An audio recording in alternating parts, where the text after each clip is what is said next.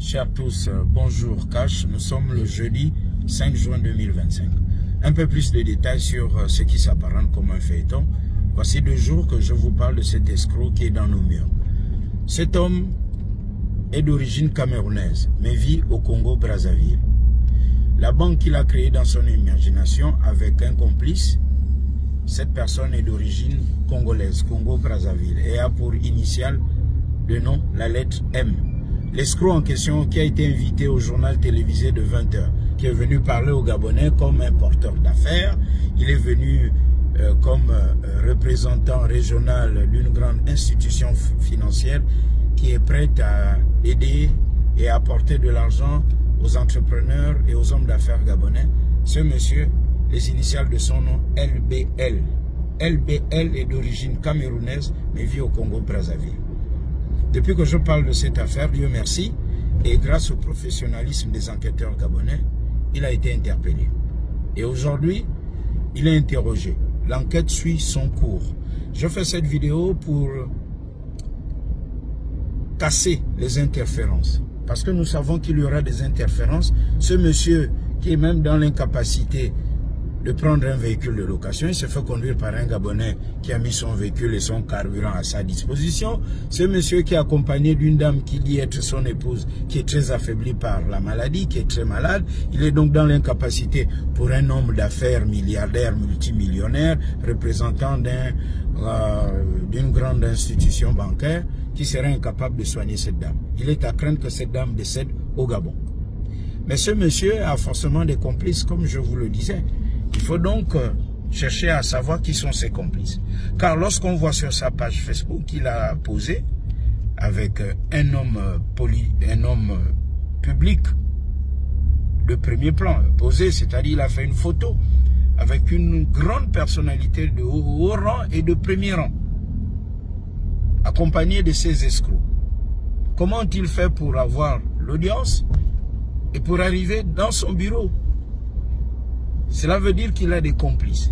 Ils n'ont pas de bureau de cette banque ici et il a approché certains Gabonais. Il est passé à la télé. Lorsque les Gabonais l'ont vu au journal télévisé de cette chaîne publique, à une heure de grande écoute, parce que pour passer au journal télévisé, il faut payer. Et là, ça pose tout le problème du fact-checking et au gouvernement, notamment le ministère de la Communication, de voir ce problème de très près. On ne peut pas ouvrir l'antenne de la télé à 20h au premier venu parce qu'il va payer le droit de passage et venir raconter du mensonge, comme ça a été le cas. On ne fait aucun fact-checking sur l'identité de la personne, encore moins sur le contenu du message. Ce monsieur l'a fait et les Gabonais l'ont écouté et certains ont failli se faire avoir. C'est à savoir si certains ne se sont pas fait avoir, c'est-à-dire débourser les 1 million de francs CFA pour monter le dossier et avoir accès au financement, comme il a dit à ceux qu'il a rencontrés. Gageons que ce monsieur ne soit pas exfiltré du Gabon par ses soutiens. Cela montre qu'au Gabon, nous sommes naïfs aussi. Nous avons eu plein d'affaires d'escroquerie et les mêmes Gabonais ne réfléchissent pas avant de s'engager.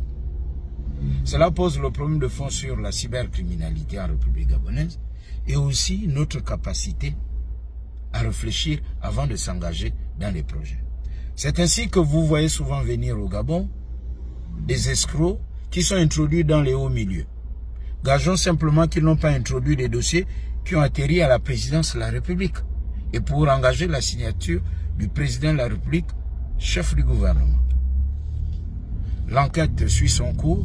Je vous donnerai d'autres détails concernant cet escroc qui a créé, comme je vous l'ai dit, à Londres, une banque qui n'existe que dans sa tête. Mais à Londres, de votre chambre, de votre douche, dans votre cuisine ou à bord de votre véhicule, en un clic, vous pouvez créer une entreprise. Les choses sont facilitées là-bas. Maintenant, il faut y mettre du contenu. Seulement, lui, il est venu ici parce que Londres, ça fait chic, mais en réalité, il n'a rien. Maintenant, aux enquêteurs du Gabon, de voir ceux du Cameroun, du Congo-Brazzaville, pour voir le fond du problème et pour démanteler le réseau. Soyons vigilants. À très bientôt, Cash, pour la suite de ce dossier.